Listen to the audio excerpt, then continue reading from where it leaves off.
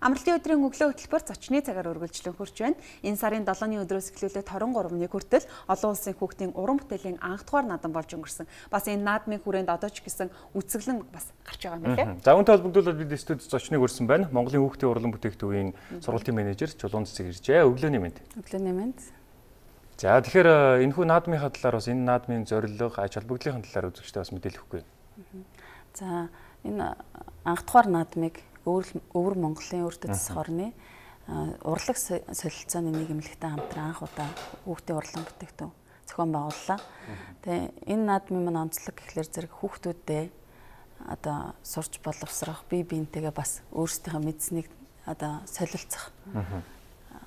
Үүднээс нэгдүгээрт, хоёрдугаарт болохоор зэрэг Монгол өв соёл гэдгээ бас олон улсад таниулах юм зорилготойгоор зохион байгуулсан юм аа. Олон улсын шинж чанартай наадам гэж байгаа ямар улсууд энэ наадамд оролцсон байна? Яг энэ удаагийн наадамд бол Өвөр Монгол, Хятад, Болгар улсаас, мөн Монгол улсаас ингээд 4 орноос оролцлоо. Хэдээс хэдэн насны хүүхдүүд оролцсон? Одоо 1-ээс 12 дугаар анги гэсэн. 12 дугаар ангийн хүүхдүүд. Ерөнхий боловсролын сургуулийн хүүхдүүд бол бүгд л оролцох боломжтой байсан. Бүтээлүүдийн хувьд ямар бүтээлүүд бас гоц гойд байв? 3 ангиллаар шалгаруулсан. Одоо бага болон дунд ахлах анги гэсэн 3 ангиллаар шалгаруулсан. Дунд болон ахлах анги дээр гран-при одоо шагналууд гардуулагдсан байгаа. Гран-при бол Монгол талаас нэг, Өвөр Монгол талаас нэг хүүхд. Ингээ 2 хүүхд гран-при шагнал авсан байна. Гран-при шагнал авсан хүүхдүүдийн бүтээлээс та танилцуулж ямар бүтээл, ямар сэдвтэй бүтээлээр тэр олон хүүхдүүдээс гран-приг авч чадсан байна? За Монгол хүүхдийн бүтээл гэвэл хатан гээд одоо олон төрлийг нийлүүлж хийсэн юм бүтээл байгаа. Өвөр Монголын талаас болохоор Монгол ахуйг төрсөлсөн юм зураг гран-при шагнал авсан байна. Тий. Тэр нь болохоор Яруу гэж хүүхэд байгаа. Монгол талынх нь гран-при бол Ануудэр гэсэн одоо 11 дугаар ангийн хүүхэд орсон байна. Энэ хугацаанд бол нэлээдгүй хугацаа болсон биш үү те. 8 дугаар сарын 7-оос 23-ны хооронд энэ хугацаанд ямар үйл ажиллагаа зохион байгуулав энэ наадмын хүрээнд? Ер нь бол энэ анх дугаар наадам маань 2 одоо үндсэн хэсэгтэйгээр зохион байгуулагдсан. Эхний хэсэг маань 8 сарын 7-8-ны өдрүүдэд Монгол турхтун хүүхдүүд уран бичлэгийн үзэсгэлэн эхлээд нэгдсэн байгаа. Тэр үзэсгэлэнд маань Өвөр Монголоос хүүхдүүд маань өөрсдөө ирж оролцсон. Бас Өвөр Монголоос болон Монгол талаас одоо шалгаруултыг хийсэн байгаа. 23-ны маань арга хэмжээ болохоор зэрэг ерөнхийдөө дандаа одоо уран зураг, сэлбэр, баримл гэх мэтчлэн одоо уран бүтээл талаараа илүү оролцсон байна. Одоо энэ анх дугаар наадамтай холбогдуулаад бас хүүхдийн урлан бүтээгдэхүүн дээр одоо уран бүтээлийн үзэсгэлэн гарсан гэсэн байгаа. Тэнд оролцсон хүүхдүүдийн бүтээлүүдээр нь үзэсгэлэн гаргасан уу?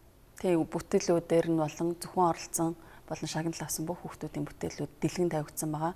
Энийг бол одоо нээлттэй одоо гаргаж байгаа учраас хизээч ирж үз сонирхож болно. Өнөөдөр амралтын өдөр тийм учраас энэ бас хүүхдүүдийн бас үзэсгэлэн бас үзэх боломжтой юм байна. Ер нь манай хүүхдүүдийн маань одоо ингээд жил ирэх тусам бүтээлүүд маань хэр сайжирч байна. Өмнө нь бол одоо хүүхдийн урлан бүтээгдэхүүнээс бол одоо маш олон уралдаан тэмцээнүүдийг бол зохион байгуулж ирсэн. Энэ анхны бас олон улсын наадмаар бол одоо хэр ахиж дэвшилт гарч ирэв. Жил болгоно ер нь бол одоо жил ирэх тусам бол хүүхдүүдийн чадвар сайжирч байгаа. Илүү оролцох цар хүрээ маань ч гэсэн нэмэгдэж байгаа. Одоо энэ анх дугаар наадмыг энэ жил анх удаа зохиож ин тэгвэл дараагийн жилд үргэлжлүүлж зохион байгуулах уу? Үргэлжлүүлэн зохион байгуулахаар бас хоёр талаасаа ярилцж байна. Тий. Орцсон зохион байгуулнаа. Бас зохион байгуулах тусам цар хүрээ бас олон улсын хүүхдүүд нэмэгдэх баг. Тий, нэмэгдэнэ гэж найдаж байгаа. Тэгээ энэ удаа бол анхны удаа байсан учраас бас жоохон мэдээлэл өгөгдөөгүй ч юм уу тий. Нэг тиймэрхүү асуудал гарлаа. Ер нь хүүхдийн урлан бүтээгдэхүүн дээр хичнээн хүүхэд одоо бэлтгэгдэж байт юм болоо. За яг одоо 2016-аас 17 оны хичээлийн жилд бол 1000 гаруй хүүхэд одоо манай урлан бүтээгдэхүүнд суралцж одоо өнгөрсөн хичээлийн жилээ дуусгасан. Одоо бол 9 сарын 1-ээс 9 сарын 15-ны хооронд шинэ бүртгэл эхэлнэ. Одоо эндээс мэдээж хэрэг илүү олон хүүхэд хамрагдах байх гэж найдаж байна. Энэ анх дугаар наадмыг жил ирэх тусам олон улсын хүүхдүүд оролцох тусам бас Монгол орныхоо өв соёлыг олон улсын хүүхдүүдэд түгээж бас нэг зорилго байгаа хэрэг тийм ээ? Тийм, тэгэлгүй байх. Одоо магадгүй нөгөө залуучууд ч юм уу биднээс дээш ингээд үеийнхэн бол одоо нөгөө үндэсний гих тодтголдоо маш олон зүйлүүдийг бол илэрхийлж байдаг. Тэгэхээр хүүхдүүд маань өөрсдөө бас яг үндэсний хэм маягийг бас оруулаад өөрийнхөө тэр сэтгүүгээр бас ингээд зурж тэ илэрхийлж байгаа байдлууд нь ер нь хэр олширч байгаа вэ? Олширч जैन тэр бол илүү одоо нээлттэй болж байна. Тийм. Одоо ч нөгөө захим ирэн үе гэдэг шиг бүх мэдээллүүдийг хүрэлцээтэй хангалттайгаар авч чадж байгаа учраас тэр утгаараа гаднаас ч гэсэн оролцож байгаа хүүхдүүд Монгол ахуйн талаар зурж ирүүлж байгаа байдлууд бол илүү чөлөөтэй, илүү нээлттэйгээр орж ирж байгаа. Хүүхдүүд зураг тусам уран бүтээл туурах тусам тэр хүүхдүүдийн сэтгүү хөгжиж байдаг шүү дээ. Тэгвэл хүүхдийн урлан бүтээгдэхүүнээс хүүхдийн сэтгүүг дэвшлүүлэх ямар сургалт үйл ажиллагаа зохион байгуулдаг вэ? За манай хүүхдийн урлан бүтээгдэхүүн 17 төрлийн 23 одоо дугуулan ажилладаг. За энд болохоор зэрэг сэлбэр, уран зураг, баримл, куклтэй бэлэг дурсгал, сүрлэн сүлжмэр, сүрлэн наамал, хувцас дизайн, эрэгтэй хүүхдүүд илүү болохоор зэрэг авт загвар, нисэх онгоцны загвар, электроник гэсэн юм ангиудаар хүүхдүүдийг ерөнхийдөө одоо сургадаг. Наадамлуугаас эргээд орё л да. Наадамд ер нь хичнээн хүүхэд оролцов. За наадамд энэ удаа 354 хүүхдийн 360 бүтээл одоо оролцлоо. Энд болохоор зураг, баримл, сэлбэр, сүрлэн сүлжмэл гэсэн бүтээлүүд оролцсон байна. 354 хүүхдээс хэдэн монгол хүүхд оролцсон бэ? Бас гадаадын олон хүүхдүүд оролцсон байна. Энэ удаад бол монгол хүүхдүүд илүү төлхөө оролцлоо. Энэ 8 дугаар наадам дараа жил бас зохион байгуулагдана гэсэн хэдийгээр зохион байгуулагдах магадгүй энэ ярилцлагыг үзэж байгаа хүмүүс хүүхдүүд одоо зураг зурх дуртай хүүхдүүд бас энэ наадамд оролцохыг хүсэж байгаа. Яг л энэ үеэр л 7 сараас 8 сарын хавцаал дахин зохион байгуулагдахаар ерөнхийдөө бол эхний ээлжинд яригдсан байна дахин зохион байгуулалт.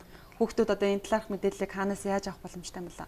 Урлан бүтээгдэхүүний одоо вебсайт байгаа. Мөн одоо фэйсбүүкээр одоо мэдээллүүд ерөнхийдөө хүргэгдэнэ. Тэрүүгээр бол мэдээлэл авах боломжтой. Бас сургуулиудаар бид нар мэдээж хэрэг удирдамжуудаа таарна. Үдсэглэн бол одоо өнөөдөр ч бас очиж үзэх боломжтой байгаа. Тэрхүү үдсэглэнд бол одоо яг энэ оролцсон хүүхдүүдийн ер нь бол нэг тэргүүн байруудыг бас эзэлсэн хүүхдүүдийн бүтээлүүд бас тавьж байгаа хаа тийм. Тэргүүн болон бусад бүх оролцсон хүүхдүүдийн бүтээлүүд дэлгэн тавигдсан байгаа. Тийм. За баярлалаа. Энэ өглөө бас бид бүхэнтэй бас мэдээлэл өгсөн танд баярлалаа. Өдрийг сайхан өнгөрүүлээрэй. За баярлалаа. Үзэгч та бүхэн ч гэсэн амралтынхаа энэ өдөр хүүхдүүдтэй цаг завыг зарцуулж энэ үцэглэн ч гэсэн очиж үзээрэй гэж бидний зүгээс уриалж байна. Өргөлжлүүлээд нэгэн сурвалжлагыг хүрэх гэж зургаас бас бид нар маш их зүйлийг олж авч чаддаг. Тэр зураг зурхаас том хүн одоо цагаа зөв боловсон өнгөрүүлэх магадгүй хүүхэд зураг зурлаа гэхэд бас тэр хүүхдийн одоо гарын эвдүү болоод бас сэтгэхүй маш сайнэр хөгжиж байд юм байна. Нөгөө талаар бол одоо хүүхэд ер нь бол хүн болгон л зургийг бол одоо зурж оролцсон байдаг шүү дээ. Бага ингээс ахуулаад цэцэрлэгээс ахуулаад хүн болгон зурагтай ер нь их холбоотой байдаг. Харин цаашаа тэрийг одоо хөгжүүлж явах уу эсвэл дараагийн мэргэжлэг сонгох уу гэх мэтлээ. Гэхдээ энэ зургаар бол одоо дамжуулаад хүний ураг тарих гээл одоо хөгжих суралцах зүйлүүд их байдаг. Тийм учраас энэ өглөө бид хүн нэгэн сурвалжлагыг бас бэлдсэн байгаамаа.